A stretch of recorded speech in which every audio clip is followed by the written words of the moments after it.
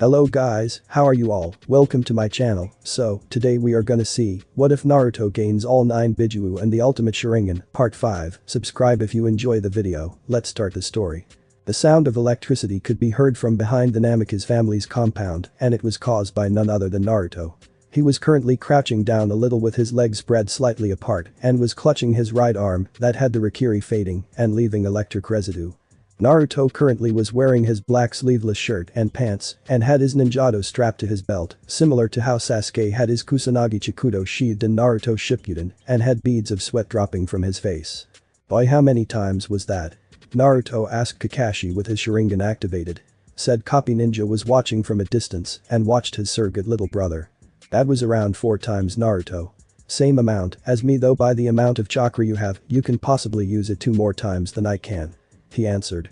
Earlier you were capable of using the Chidori at least 9 times, which is very impressive since they are both A and S ranked and take a lot of chakra. No kidding. Not even the Rasengan took up that much chakra, considering the chakra in it is more compressed. The only suggestion I can come up with when using them is to lessen the amount of chakra I use and switch to using them for stunning instead of killing, but it would lessen their power in terms of force and penetration. Naruto explained as Kakashi nodded in agreement. Very true. That's why I only use them if the situation is dire, and the same with the Sharingan in my left eye. You on the other hand don't have to worry about that effect like I do. He replied while putting a hand in his pocket. Also, those variations of the Chidori that you showed me were very impressive. I haven't considered making variations of my own original, especially that full-body Chidori that can defend and attack simultaneously, or create a spear version using nature transformation and shape manipulation. That is beyond incredible. Naruto nodded in agreement. Yes, making variations based off of your techniques is very tough to pull off. I remembered when I was completing my old man's technique. Talking about exhaustion, it took me almost a month to complete it, and I almost lost full use of my right arm when I first used it. The blonde replied while Kakashi blinked in astonishment. It's called the Rasen Shuriken, spiraling shuriken, and it's a Rasengan with a curved 4-pronged shuriken forming around the center of the technique, along with it being combined with my wind element. The Rasen Shuriken creates countless microscopic wind blades that damage the body on a cellular level. It produces so many individual strikes that not even the Sharingan can see all of them. The wind blades sever nerve channels in the body, leaving the target unable to move after being struck. They also attack the chakra's circulatory system, which cannot be repaired by any form of medical ninjutsu, and depending on how severe the damage is, the target may not be able to perform ever again. If Kakashi didn't have his mask on, then his jaw would have dropped onto the ground. Of that magnitude shouldn't even be possible for anyone, no matter how skilled they were, to create and master, but then again Naruto was well known for his unpredictability. Now can you even imagine being hit by that attack and having countless invisible microscopic blades made of wind cut through your body at the cellular level simultaneously? Naruto asked with a grin on his face, and Kakashi paled at the thought. Remind me to never piss you off. Kakashi said nervously while rubbing the back of his head. Oh, don't fret, I only use it on my enemies, though I happen to have created a Rasengan version of the Senenbarashi that I'll more than likely use on chronically late perverts who read smut. He said with a straight face, but was laughing his ass off on the inside when he saw Kakashi place a hand over his rear and sweat bullets. Well, that reminds me, I promised Rin-chan that I'd take her out on a lunch date today, Jana. He said sunshine out of the area while Naruto blinked a few times. Lunch date? It's 4 o'clock in the afternoon and Rin-chan is at the hospital assisting with the physicals. He said to himself and then wiped a bead of sweat from his forehead. He looks at a target that was a long distance from his person, and once electricity roars to life around his right hand. Chidori ISO 1000 bird sharp spear. He thrusts his hand forward and the technique extends into a long spear of energy that ascends towards the target and pierces it. Naruto then brings his hand back and the technique retracts into its normal form and the attack dissipates. Okay, the extension was around 15 meters long. 5 meters longer than when the team could use it, but still it doesn't hold a candle to my K's no ISO, wind sharp spear, since I can practically use the wind around me to increase its extension without using too much chakra. He said to himself, and that was when Derry and C appeared and were stumped at the demolition site. Ikami, must you always turn your backyard into a war zone? The dark-skinned man asked the blonde, who turned around and simply shrugged. No, but it regenerates thanks to the seals placed in the area, so I can rough it up all I want. He answered while sea sweat dropped. He's worse than Karabi-sama when he goes to train in the valley.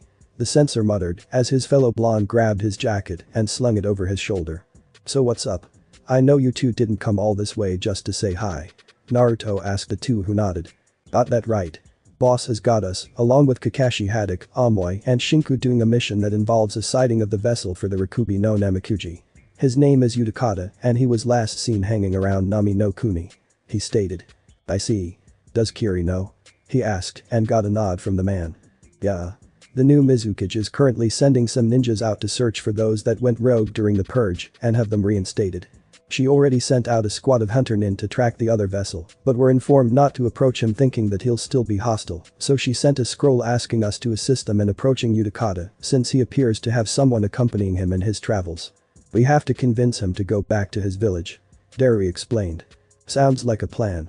Give me a sec and let me get my gear ready. He said Sunshine to the compound. Nami no Kuni shores. The squad that consisted of 4 Kiri hunter nin were at an empty dock waiting for the support of their allies from Kiri. That was when Kakashi, Derry, Shinku and Naruto appeared before them. The squad captain was the first to approach them. So you're the backup Reikage Dono sent us, correct? He asked and got a nod from them. What's the current situation involving the target? Kakashi asked. He's still in Nami no Kuni and has what appears to be a female with blonde hair and seems to be around the same age as them. The leader answered and pointed to Naruto and Shinku. From the looks of it she seems to be his student, so we don't know how well trained she is in the ninja arts. Though from what we have witnessed he seems to be intent on protecting her. From whom we don't know. He explained. Naruto on the other hand rubbed his chin and thought. So he's intent on protecting her, huh? She must come from either a family of royal status or possess something extremely dangerous, since those two would be the only reason. He stated while Derry and C nodded in agreement. That could be it. Since Nami is a neutral country with no ninja in it, it is a better place to stay secluded in and away from other ninjas. Shinku replied and looked at the hunters. Can you tell us about Yudakata's abilities when he was a ninja of Kiri? The nin looked at each other and nodded. Of course. Yudakata has a water affinity being a resident of Kurigakure and all. He also possesses a unique form of ninjutsu based on bubbles. This style of ninjutsu is shown to be very versatile. Capable of tactics beyond simply harming opponents, the bubble grants Yudakata a wide array of offensive and defensive options in combat. They can also be used transparently and can be used as defensive barriers or to blend in with his surroundings. The leader explained. Bubble iron-based ninjutsu, huh? That's the first time I've heard of it. Derry said in a lazy tone. This coming from someone who can use the Sandaime Reikage's black lightning techniques. Naruto mutters and cracks his neck. Anyways, where was the last place you saw them at? He asked Kirin. The last time we visited him, a family near the shores invited him and the girl to stay at their place for a few days. Hunter Nin 3 answered. The only issue is trying to approach him without having a fight to endure.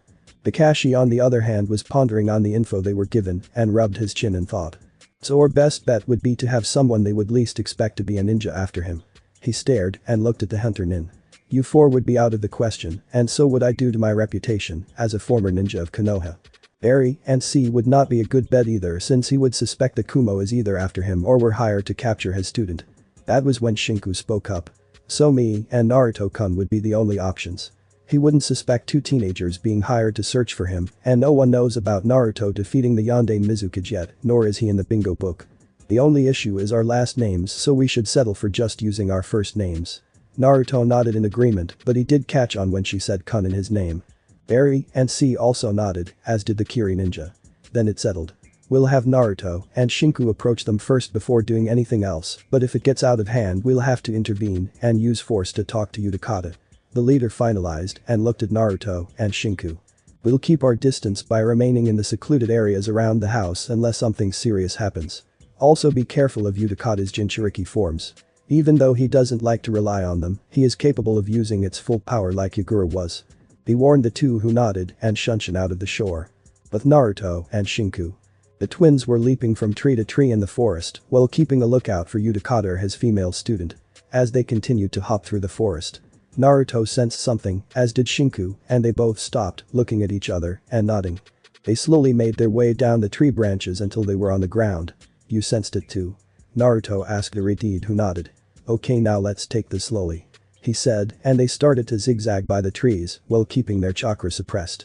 They found themselves heading to a clearing and stopped behind a large tree. They poked their heads out on each side and saw 2 figures. The first was a tall thin young man with pale golden eyes and dark brown hair that reached the base of his neck. The side partition lets a large portion of his bangs cover the left side of his face. He wears a long, light blue kimono adorned with a small emblem of 3 bubbles on the back below the collar and an orange sash. He carries a bamboo jug filled with a soap solution and a pipe. The other is a full-figured girl with dark green eyes, a widow's peak, and mid-back length dark blonde hair. She wears a light violet and white top, black shorts, a black skirt, black high boots, and light violet wristbands. They are Yudakata and Haru. Is that them? Shinku asked Naruto, who nodded as they watched Haru perform in the water while the vessel for the 6 tails watched. With Yudakata. The former Kirinin was watching his student perform a teppadama, water bullet, at the targets he set up and was highly impressed with how far she has gone in improving her water affinity since they first met and was very pleased at how hardworking she was. As he was watching, a frown formed on his lips. Haru, that's enough practice for today. Take a break. He called out. She stopped her technique and looked over to see a small smile plastered on his face and nodded happily. Hi Shisho. She responded back, which irked him a little since he really didn't like the title. Said bubble user pulled out a pouch full of water and tossed it to her, getting a thanks from the female blonde. I have something to take care of. Stay here for a while until I get back. He instructed. She looked up at him and nodded, knowing that he was probably gonna deal with some ninja that were spying on them, and watched him leave the clearing and head into the forest. As he made his way into the forest, he looked around the area and analyzed his surroundings and afterwards stopped in place. You can come out now. He said in a deadly tone and placed his hands on his pipe. Naruto and Shinku walked out from behind a tree and approached Yudakata, who slowly narrowed his eyes. They seemed to be the same age as Haru, yet despite their appearance, they appeared to be very strong and not wise since they were compressing their chakra. If it wasn't for my enhanced senses, I wouldn't have even noticed they were in the area. No need to fight us, Yudakata-san, we're not your enemies. Shinku said, and could tell by the look on Yudakata's face, he was very wary of them. Is that right? Why should I believe you two aren't really hunter or bounty hunters? He asked in a calm tone while Naruto stepped forward. Because if we were hunting for you, we wouldn't be talking now, would we? Plus we wouldn't have waited for you to leave your student behind, and if we wanted to could have attacked and captured her. Naruto answered in a matter-of-fact tone. Yudakata had to admit Naruto was right, and he could tell that out of the two of them, Naruto was the strongest despite his age. We just want to talk for now about Yudakata, nothing more. Really? Talk about what exactly? He asked. Naruto was about to speak up but then turned his head towards the bush of a tree. He pulled out a kunai and flung it at the tree, causing a blur to leap out and land on the ground. On face and body, a receded hairline preceding dark, unkempt near shoulder-length hair and a distinctive cleft in his chin. He has a large shuriken on his back. Yudakata's eyes widened when he saw this person. It was Chushin, a member of the Magaki group who was a group of 4 bandit ninjas. Yudakata snarled out and pulled out his pipe while Chushin smirked. Yes, me. So where's your little student Yudakata? You ditch her like you did your former master? He jeered while the man's eyes shifted from brown to gold. Naruto appeared behind Chushin, whose eyes widened and saw a pair of cold blue eyes staring back at him with a kunai drawn in reverse. Naruto swung it at the man's head, only for Chushin to backpedal away from them and pull out his shuriken.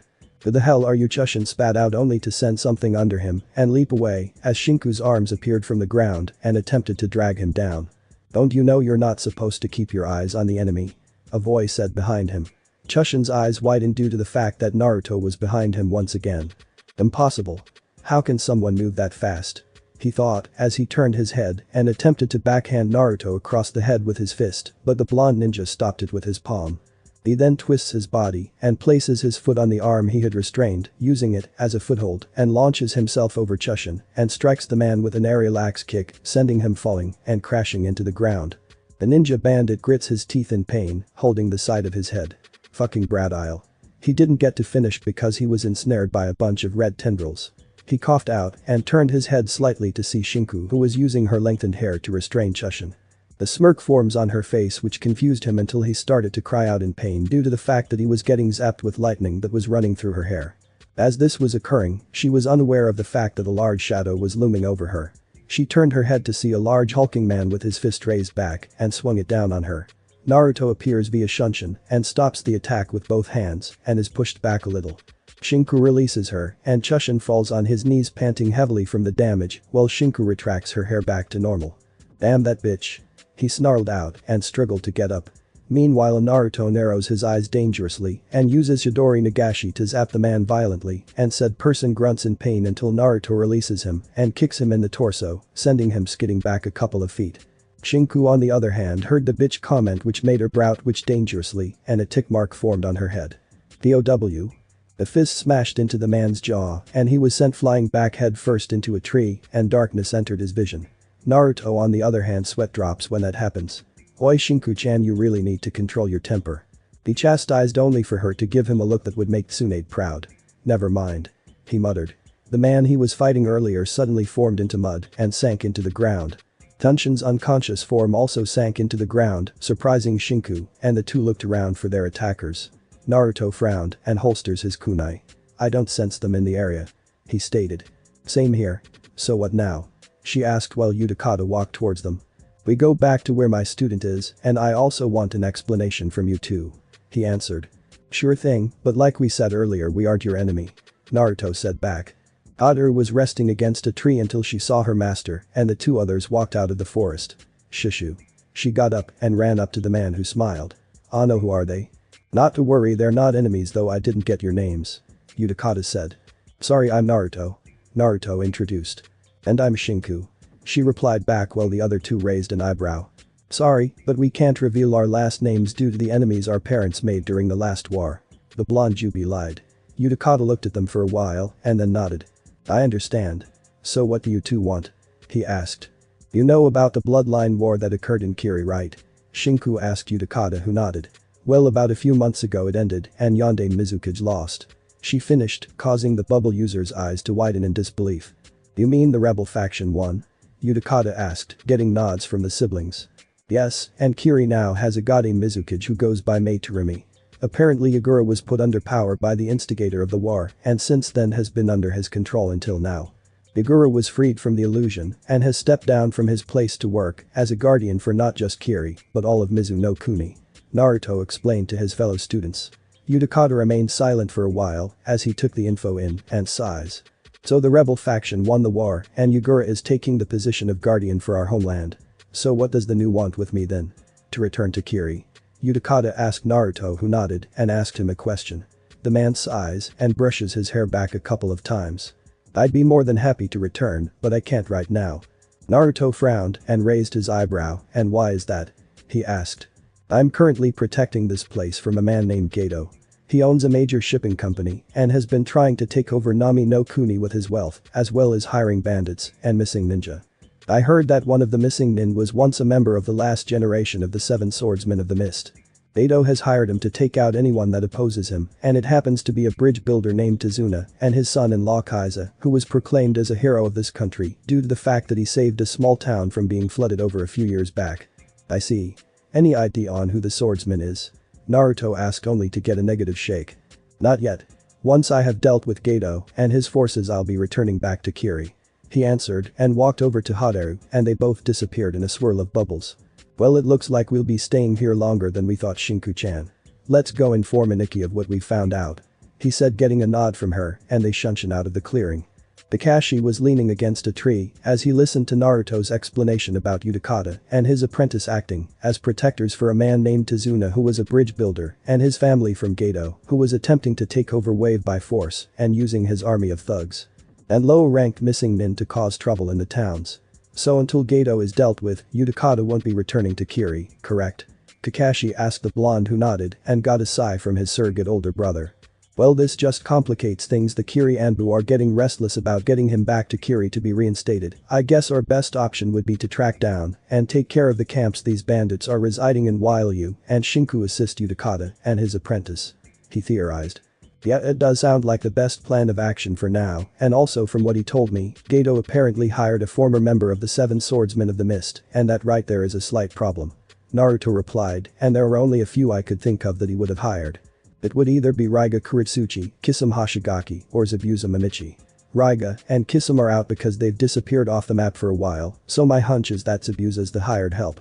Kakashi nodded in agreement since there hasn't been a word concerning Raiga or Kisame, and there was a rumor of a man wielding his Anbatu roaming around the smaller islands and countries not tied to ninja villages. Naruto knew how strong Zabuza was from his time since he was pretty much on equal grounds with Kakashi, even when he used the Sharingan. Yes, it would. Okay, then I'll go and inform the others about our new objective, and, as for you and Shinku, your objective is to find Gato's hideout and end him. The copy nin instructed, getting a nod from the two siblings. Later on that day. Gato was pissed. No, he was beyond pissed, and the reason for that is because he just found out that several of the bandit camps that resided around parts of Nami no Kuni were taken out by a group of ninja, and what made the matter worse. The so-called Magaki group he hired to scout the area were just as useless due to some of their members being injured and needed to be treated afterwards. Damn it, why is good help so hard to find these days? He snarled out before glaring at the figure who was reclining back in a chair in the shadows. I expect you and your partner to do better, or you can forget about getting. He didn't get to finish due to a large blade appearing in front of his face, and he shuts his mouth as a pair of murderous eyes glare at him. First of all, don't put me in the same category as those weaklings you hire, and secondly, shut up and let me do my job, said the gruff voice. Just be sure to have my money ready or else, get it? Gato nodded in agreement before the blade was pulled back into the shadows. Meanwhile, Naruto and Shinku were on a boat surrounded by the bodies of bandits they killed, except for one who was pressed against the wall whimpering in fear. Please don't kill me, I'm just a hired grunt. He begged as he looked into the icy gaze of Naruto. Tell us where Gato's located and I'll consider you as a loose end. He demanded, and if you lie then consider yourself shark bait. Shinku responds by swinging her blade sideways and cuts down a barrel without even looking, causing the man to pale and tremble in fear. Okay, I'll tell you, just don't kill me. The location of Gato's base is he didn't get to finish due to his body jerking left and right before collapsing onto the ground, surprising the two. Naruto kneels down to the dead body and notices two protrusions crisscrossed in the neck. Huh? So they're finally here. Naruto mumbled, confusing Shinku for a few seconds until a white fog formed around them and the ship. Shinku tightened her grip on the hilt of her blade and narrowed her eyes. There's a powerful chakra source nearby, and from the look of it, it's on par with Kakashi's. There's another one that's powerful, but not as strong as the other one, she informed her brother. I was wondering when you were going to show up as Zabuza Mamachi, demon of the mist. Naruto called out and heard a deep chuckle echo through the mist. Well, it would appear that my reputation is even known amongst the children of this world. On the far end of the ship, the mist revealed Zabuza, who was standing on the starboard. Zabuza was a tall and noticeably muscular man with pale skin, short spiky black hair, brown eyes and small eyebrows, wearing bandages like a mask over the bottom half of his face, and wore his forehead protector sideways on his head. His outfit consisted of a sleeveless black shirt and matching pants complete with a waist guard and yet again, Kurigaku's striped wrist and leg warmers. Strapped to his back was a massive single-edged Zanbato-class broadsword that was basically the same size as his body. The blade itself has two cutouts, a circle close to the top and a semicircular one nearer the handle that aptly fit the sword's purpose of decapitation. So this is Zabuza Mamachi. He looks just like his brother. Shinku commented to Naruto, who nodded in agreement. Indeed he is. I must say I didn't expect a ninja of your caliber to work for scum like Gato, Zabuza-san. Naruto said to the demon of the mist. Ninjas gotta eat, but I didn't expect a bunch of kids to cause this much trouble. Either you two are very strong for your age or you're extremely lucky. He commented, getting a smirk from the blonde. I'll take that as a compliment, but let me ask you this then. Did you know that the vessel for the Rikubi was protecting Tazuna and his family from Gato? I believe his name is Yudakata, does the name ring a bell? He asked a former Miss Ninja whose eyes widened and then narrowed. You're serious? He questioned. Like a shark attack, so even if you manage to beat us, and that's a big if, you still have him and several Kiri Anbu to deal with. Gato only has a small army of bandits, which isn't very impressive for a ninja or samurai, and the only ninja he has on his beck and call were those second-rate losers, you and the chick who smells a little like ice and medical herbs. Naruto answered. Zabuza's eyes widened in surprise, not because of the ninja on the blonde side, but the fact that he knew his assailant was there with them. What are you talking about? I have no accomplice. The man tried to bluff only for Naruto to chuckle and shake his head in amusement. The nose knows Zabuza. She is close by, and we can sense her chakra signature, and from its nature is ice-based, so she has to be a bloodline holder. Shinku suddenly vanished, and the sounds of blades clashing were heard. Zabuza cursed as Haku, the fake hunter nin, leapt onto the clearing with a needle in her hand in a struggle with Shinku, who had a kunai drawn in a reverse grip in between Naruto and Zabuza. Said swordsman was stumped as they were able to catch his accomplice and then narrowed his eyes at the blonde. These kids are more than they appear to be. No one has ever been able to catch Haku, let alone detect her unless the person was a sensor typer in Inuzuka. In the struggle, Haku was having some trouble keeping Shinku at bay with her. "I must say you surprised me earlier, but unfortunately you're at a disadvantage," she informed the Redid, who raised an eyebrow. "Is that so?" Shinku questioned the masked girl, who nodded. "Yes, because for one thing you can't perform seals for your ninjutsu, and two, we are surrounded by water." Haku brought her hand up and proceeded to do a series of one-handed seals. Shinku's eyes widened as she witnessed Haku do one-handed seals. From the bay, water rose out and formed around Haku and Shinku, shifting and shaping into floating water needles. Sensatsu Sushim, 1,000 flying water needles of death. She stomps her foot onto the ground before leaping backwards while her water needles descend upon Shinku and erupt into an explosion of water. "It's over," Haku stated. "No, it's not," a voice whispered into the masked Kunoichi ears, causing Haku's eyes to widen under her mask. She spun around and attempted to backhand the Redid, but Shinku caught it in her hand and gripped it tightly. Haku then doubled over in pain due to Shinku driving her knee into the girl's stomach, making her cough out in her mask.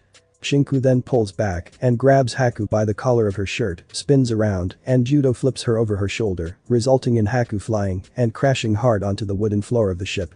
Zabuza was surprised at what he witnessed right now. Unbelievable, Haku not only lost in speed with that girl, but her strength is even greater than hers. "I'll admit, Haku-san, you're fast, but I'm faster," Shinku stated while the girl struggled to get up on her feet. "How? I didn't even see you move and you were surrounded with no form of escape," she wondered as she held her side and winced from the knee strike Shinku delivered and knew a few of her ribs were bruised from the blow. Shinku on the other hand smiled. "It was during the time you were talking about how you had me at a disadvantage. During the time you were creating your, I was creating mine as well. After I created the water clone, I instantly substituted myself with it," she explained. Naruto on the other hand smirked.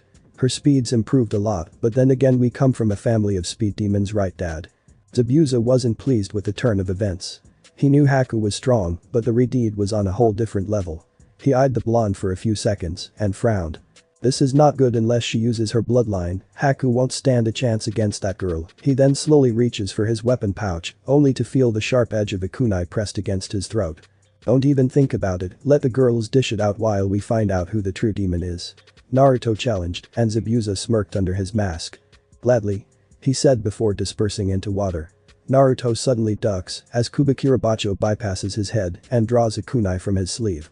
He spins around and thrusts his weapon into the area where the man's kidney would be, and the two remain still. Naruto glances down and notices water flowing out of the injury and frowns. "Another clone? I'm starting to feel offended," he muttered as the clone dispersed into water like the last one before the mist thickened some more. "You've piqued my interest, boy. You and the girl are on a whole different level ninja-wise, so let's see just how good you are," Zabuza echoes throughout the fogged area. Naruto remained calm and kept eyeing the area. "So you're going to use the Muin Satsujin, silent killing technique, huh? I figured as much since it is your specialty, killing your target who is unaware of what will happen until it's too late, especially since you know that striking any of the 8 vital areas of the human body will mean instant death." Zabuza once again chuckles in the white fog while Naruto slowly slid into a stance. "So you know of my methods? I'm honored. Normally children your age don't know the true aspects of being a ninja, but you're different, you're not like that judging from the look in your eyes earlier." Naruto frowned a little as she heard this. "You don't have the eyes of a rookie, you have the eyes of a war veteran, someone who has witnessed death firsthand and has spilled untold amounts of blood on the battlefield. The true soldier of the shadows who has stared death in the face countless times and has fought enemies even stronger than himself. Your eyes tell your whole history to me." "And what do they tell you?" Naruto asked calmly. "Pain, suffering, anger, rage, regret, sorrow, and resolve. You grew up having to fight for what you had and had to gain power through blood, sweat, tears, and pain. You've had to kill your heart and emotions in situations that would destroy the sanest of men in order to keep yourself from losing whatever last bit of innocence you had left. You boys are the true epitome of a ninja," Zabuza finished. Naruto couldn't help but smirk and close his eyes for a second. "That makes 2 of us, Zabuza Mamachi. Tell me how much that girl means to you," he asked in the mist only to hear silence. "You know what? Don't answer that because I already know the answer to the question." His eyes opened back up and were now as cold as ice, void of compassion. "The time for talking is over. Let's go." With that he instantly vanished into the mist and clang. Zabuza grunted as Naruto's kunai slammed into the flat side of his blade and started to push the blonde back only to see Naruto hold his ground. He grinned as he saw the intent the boy's eyes had and from the looks of it, he was out for blood. Zabuza's blood. Haku on the other hand was hopping backwards as a volley of kunai hit the area she was formerly at, deflecting several more with it before throwing several at her. Said Redeed was dashing at the girl and instantly moved to the left and kept sprinting at Haku. Damn it, she's too fast and too strong for me. I have to find a way to cut her speed in half in order to level the playing field and my only option is to use that. She thought as she evaded several slashes from Shinku and ducks from the 8th one. Haku attempts to sweep and kick Shinku off her feet only for the Redeed to flip backwards and land a few feet away from her. What's the matter? Having second thoughts in facing me? Shinku questioned. Not in the least, I was trying to figure out a way to reduce your speed and now I have. Haku informed the Redeed who raised an eyebrow. Is that so? If that's the case then I can't allow you to gain an advantage over me then. She was about to dash forward but nearly fell over. What the? She wondered before looking down and saw sheets of ice creeping up her ankles. You were so busy trying to outmatch me that you never noticed the trail of water we were making. The one I used is Kumrai no Enman, creeping ice, which ensnares my opponent's feet into a casing of ice, reducing their speed level. She informed her opponent who frowned. You know this won't keep me at bay for long, right? Shinku asked the fake hunter Nin who nodded. I am aware of that because I made it to only slow down my opponent, but it'll buy me enough time to put the battle in my favor. Haku replied and proceeded to perform a series of one-handed seals. Shinku grunted as she tugged on the ice and scowled. She then claps her hands together and forms a tiger seal. Kaiten. Kinetsu Suru, fire release. Heat up. Her skin complexion starts to turn red and glows a little while and steam rises from her body. The ice around her feet starts to slowly melt back down into water. This allows me to convert my chakra into heat and allow my body temperature to rise in order to maintain myself in a harsh environment and depending on how much chakra I put into it, I can even melt ice. Once the ice is fully removed from her feet, she shakes the remaining water off and taps her foot onto the ground. Bijutsu. Maku Hayashu, secret technique. Demonic ice mirrors. Haku chanted as she performed an odd hand seal, which resembles tiger with the middle fingers crossed over the index fingers. Shinku felt a vast chakra spike in the area and watched as a total of 21 ice mirrors formed and took the shape of a dome around her, reflecting Haku's image off of them.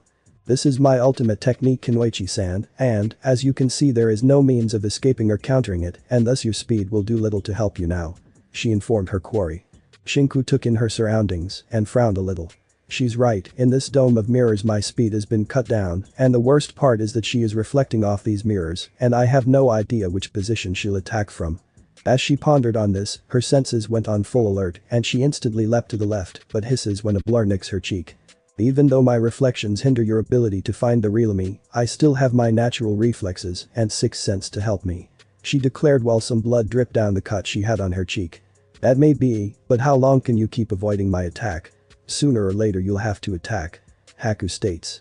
Longer than you can maintain this since a move of this magnitude will take a toll on your chakra reserves.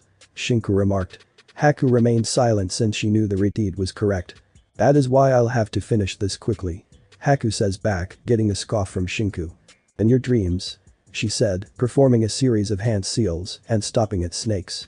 The ponytail in her hair snaps, freeing her hair from its restraint and spreads out before wrapping around her body and hardens with a sheen to it while a barrage hits her in all directions. When the attack ends her hair spikes up and sharpens into needle points. Ninpu. Hari Renden, ninja art. Needle barrage. Shinku fires a barrage of red hair needles at the ice mirrors but they bounce off the mirrors, not even penetrating a single one of them.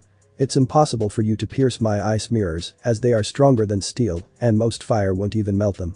Haku informed the Redeed who cancelled out her. I see that the only option is to find the real you then. Shinku then pulls off her headband and ties it around her eyes. She then draws her katana from her sheath and gets into a stance with her blade poised into a thrusting position and her left foot spread apart from her right slightly. My eyesight won't help me in this situation, so I'll have to rely on my eyes, ears, and chakra sonar. Haku on the other hand was wondering what she was doing, cutting off her eyesight, but shook the thought out and dashed at her from behind. Shinku's ears perked up as she heard the sound of clothes fluttering. As Haku comes close, Shinku spins to the left and swings out, nicking Haku in the leg while the girl lands into one of the mirrors in the upper left corner. Meanwhile, in the fog the sounds of blades clashing and metal bouncing of metal echoed through the mist. Naruto appears and skids backwards a little before stopping in his tracks with a katana drawn. Zabuza appears on the left with his blade raised over his head and swings it horizontally at Naruto's side. Said blonde blocks it with the flat end of his blade, but due to size and weight of the Zapatu, he is pushed back by the impact. Naruto then pivots his foot and uses his weight to leap over the blade and into the air. Fool. Zabuza then spins around and swings his blade as Naruto descends. Said blonde spun rapidly as he descended to his foe. He instantly brings his blade down in the stabbing position and plants the blade into the ground. When Zabuza was about to cut Naruto in two, he felt himself stop and his arm jerked back. He looks to see that Naruto's katana has stopped his blade by sending it through the circular opening. Naruto once again spun on the cap of the sword and delivered a vicious kick to the man's sternum. Zabuza stumbles backwards from the impact, clutching his chest and losing his weapon. Naruto lands back on the ground and flings the blade far away from the man's reach with his katana. After sheathing his blade, he claps his hands together and releases a gust of wind around the area, clearing out the mist completely. Your little dog won't help you anymore, Zabuza, now you must face me directly. Naruto says as he sheathed his blade. Said demon of the mist stared at Naruto for a while before chuckling. So you want to face me up close and personal, huh? Alright, then you'll get your wish. He announced, cracking his knuckles for emphasis. It's been a while since I've had to beat someone down with my own fists, hopefully my taijutsu hasn't gotten rusty from slaying weaklings. Naruto however smirks at the man and gets into the Goken, strong fist, stance. Don't let my size fool you, Zabuza, you may be bigger than me, but I've taken down guys twice your size, and a little warning, don't blink. He warned. Too bad Zabuza didn't, because once he blinked, Naruto was gone from his location and pain erupted from the man's jaw and skidded back a few feet. He cried out as his head snapped back and blood escaped through his bandaged mask until he stopped in place. He turned again, only to see Naruto gone again. I told you not to blink. The blonde said behind the man with his back turned. Zabuza was wide-eyed at the display of speed his foe was showing. So fast. He thought and attempted to deliver a reversal backhand at Naruto, but he ducks under the passing appendage, rears his fist back and slams it into Zabuza's torso. The runaway Kiri ninja exploded into the water and said a man appeared behind the blonde with his fist raised back. You should take your own advice, brat. He struck Naruto across the jaw and sent him flying. Zabuza had a gleeful smile on his face as he saw Naruto crash, but it then turned into shock as Naruto dispersed into smoke. But his eyes bug out and almost keel over from the bone-crushing punch Naruto delivered to the man's gut. I always take my own advice to heart, Mamachi, and I told you to take me seriously or you will regret it. He said before leaping back in his battle stance. Said man coughed and shook the dizziness away from his head before giving Naruto a heated glare. You're a good kid, I'll give you that much, but I wonder if your partner will be able to take on Haku, and her ice-based, if anything, she'll have difficulty beating her in her element. He boasted, resulting in Naruto chuckling in amusement. Then you don't know Shinku that well. Kekkei Genkai or not, she is no pushover and will kick your accomplice's ass 6 ways to Sunday. But Haku and Shinku. Haku was panting heavily too, and not just from chakra exhaustion, but also her mask was cracked and had rips and tears all over her body. Shinku on the other hand was still in her stance with a blindfold over her eyes in her stance. She had a few tears in her jacket and pants, but she wasn't worse for wear like her opponent was. You should give up, Haku-san, I can tell your chakra levels are depleting greatly from keeping this technique active, and the injuries I've given you don't help either. Shinku insisted. I cannot, not until I have helped Zabuza fulfill his desire to free Kurigakure and end the bloodline genocide that has taken place. Haku answered. Shinku's brows rose up since she had her vision blocked by her headband. What are you talking about? The bloodline war is over. The Redeed said before she vanished in a blur of pure speed. Before Haku could snap out of her stupor, she felt a hand grab her around the collar of her shirt, pull her out of the mirror, and slam her back onto the ground, causing her to cough in pain and freeze when she felt the tip of Shinku's katana near her throat. Don't. She warned in a deadly tone. The ice user signs in defeat and holds her hands up, canceling her and surrendering. Zabuza on the other hand was not happy, mainly due to the bruises and cuts going across his body, and from the looks of it, the man looked like he had gone through a blender. Damn that brat. He snarled, pulling a kunai out of his shoulder and grunted in pain before tossing it aside. Naruto starts to go through a series of hand seals and forms the tiger seal. Kaiten. Fushich no Han, fire release. Phoenix flames. He unleashes a flame that takes on the shape of a phoenix that screeches out and descends upon the demon of the mist. Sujin no Hiki, water release. Water wall. Zabuza claps his hands together, resulting in water rising from the ocean and in between the sides of the bridge and forming into a wall of water. When the techniques collide, steam spreads out around the bridge. Zabuza looks around for any sign of his foe making an attack until he hears shuriken whizzing into the steamy mist. He hops back a few times as they embed the previous spots he was at. That was when 4 clones appeared on all 4 sides of Zabuza with their hands in the hair seal. Raiden. Inazuma Cage Eye, Lightning Release. Lightning Cage. Arches of lightning chakra shoot around the clones in a square fashion, taking the shape of a prison cage made of lightning around the man. Shit. Zabuza cursed while Naruto walked up to the cage with his hands in his pockets. I would advise you not to try to escape, Zabuza-san. The cage is being fortified by my Raiden Cage Bunshin, lightning release shadow clones, from the outside, and the lightning is responding to your chakra signature, and you'll get zapped pretty badly. He warned the man who growled at him. Give up, your accomplice has fallen, and you have no way of getting away. Zabuza's eyes widened as he was informed of this and closed his eyes in frustration. Not only did he lose his sword, but Haku was out of action since he felt her chakra deplete greatly and let out a sigh of defeat. Fine, you win. It's not like I could continue with my injuries. He muttered. Naruto studies him for a few seconds before nodding. The cage made of lightning dissipates and the clones disperse as well. Zabuza fell on one knee and pants in order to regain his strength. Shinku was walking to where her brother and Zabuza were with Haku bound in chakra compressing cuffs with her mask off, looking depressed that she failed her master. You alright? Naruto asked his sibling and got a nod from her. Yeah, a few scratches here and there, but nothing too serious. She answered before he turned his attention back to Zabuza. So what now? Are you gonna kill us and collect my bounty? The demon asked his captives. Zabuza, if I really wanted to kill you, we wouldn't be talking right now, and taking your life is not a part of my mission. Naruto answered. Zabuza gave the blonde a questioning look, wondering what his true objective was. Our real target is Gato since he is controlling the trade routes around Wave and parts of Water Country. We were hired to kill him and are on a joint mission with some Kiri Anbu and also to search for you as well. Zabuza growled in anger as he heard this. So that Team Yagura finally sent his dogs to me, huh? Naruto responded with a negative headshake. Yagura is not the Mizukage. Naruto answered as Zabuza gave him a look that said explain. I guess you never got the news, the rebel faction in Kiri won the civil war and Mei Terumi is the Gaudium Mizukage. Zabuza's eyes bugged out in disbelief as he heard this. What? Mei's the new Mizukage. His expression returned to normal and chuckled to himself. Why am I not surprised?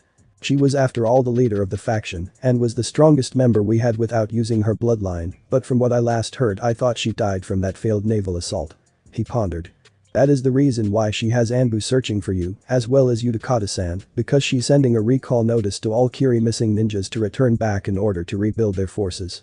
Yagura was freed from some type of genjutsu that was cast on him by an unknown factor, and now he is the guardian of Water Country. Again Zabuza was stumped. And how would you know about this Gaki? He questioned.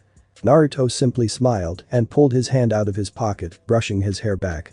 I was their assistant in the Civil War and I fought and beat him. Now Zabuza and Haku were bug-eyed. What? No way. He shouted, unable to believe that a kid no older and his accomplice was powerful enough to beat Yagura. Is it that surprising? Naruto asked with a trace of humor in his voice. Hell yes it is. How did a snot-nosed brat like you beat a Cajun Chiriki of the Sambi? The sound of his voice caused the birds in the area to flock off, and then Zabuza was on the receiving end of a brain duster to the skull by a ticked-off Shinku. Baka. Are you trying to attract every bandit around the country? Keep your voice down, Databane. She yelled at the man, but then clamped her hands over her mouth from the verbal tick she got from her mother. Naruto looked at her blankly for a few minutes before he laughed at her, causing Zabuza and Haku to sweat. Shinku on the other hand glared at him with a tick mark on her forehead. Kami Shinku-chan, I thought you got over that verbal tics when we were kids. He chastised and caught her fist in his palm, eye smiling. Shut up. It's Ka-san's fault I got that stupid verbal tic. She growled out. Not to mention her temper and violent reactions. He finished and caught her other fist in his other hand. I hate you. Shinku grumbled as she pulled her hands away from him and turned away. I'm not that I enjoy sibling bouts, but would it be possible for me to get treated for my injuries? Zabuza asked the two. Sure, but in return you have to tell us where that little weasel is hiding. Naruto offers it to the man and Zabuza nods in agreement. Gladly, I didn't like that damn midget anyway. Not too far from here, Gato's mansion resides on an island full of ruins. From what I saw there was a building with a spiral on it that matches the ones on your headbands. He said, causing their eyes to widen. That time built his mansion on the grounds of my ancestors. I'm gonna destroy him. Naruto growled in his mindscape, unaware that he was releasing a large amount of murderous intent around the area, causing Haku to tremble from the feeling while Zabuza sweated. Dear Kami, what murderous intent. Whatever Gato did to piss off the kid must not be good. Now I can see why Yagura lost to him, his chakra signature is practically cage level. Zabuza thought as he felt the power roll of the blonde before he calmed down. So after that little scene, Shinku went on ahead and healed Zabuza and Haku, but mainly Zabuza since Naruto literally kicked the man's ass to Kingdom Come. Afterwards, Zabuza escorted them to the island where Gato's lair was located. During their travel there Naruto notices some ruins with a spiral symbol carved onto them and were covered in moss or degraded. Shinku noticed it too and wondered if this island was once her mother's home before being destroyed during the war. Zabuza stopped on a large tree branch, as did Haku. So this is the mansion, huh? Naruto asked as he gazed at the mansion and got a nod from the man. Yep, this is it. Can't believe that the midget wastes money on something so big. He wondered. Maybe he's compensating for something he lacks downstairs. Shinku commented with a grin, causing Haku to giggle silently at the jab while Zabuza snorted. Nice one Shinku-chan, those insult lessons with Anko-chan are paying off. Naruto gave her a thumbs up which she returned before getting serious. Joking aside, how is the security here? Shitty, aside from that ninja gang who aren't even a threat, the worst he has are a bunch of bandits and low-class bounty hunters. Breaking in will be easy.